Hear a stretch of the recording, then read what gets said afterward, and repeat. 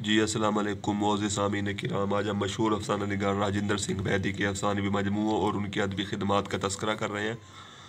राजिंदर सिंह बैदी शुरू में मोहसिन लाहौरी के कलमी उन्वान से अफ़साने लिखते थे और इसी नाम से उन्होंने 1930 में बंदे मातरम अफ़साना लिखा और महारानी का तोहफ़ा अफ़साने को 1931 में साल का सबसे बेहतरीन अफ़साना करार दिया गया था।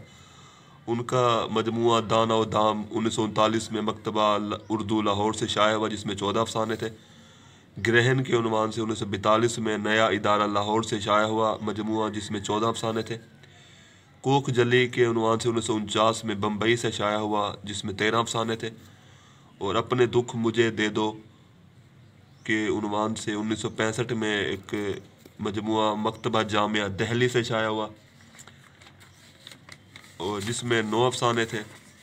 और आखिरी पांचवा मजमू जो था वो मुक्ति बूद 1982 में शाया हुआ, जिसमें 5 अफसाने, खाके और मज़ामीन जो थे वो उसमें शामिल थे।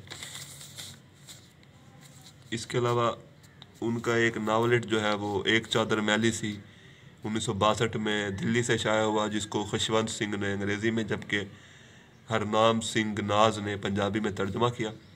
और 7 खेल ड्रामे जो है उनका एक ड्रामों का मजमूआ शाया हुआ।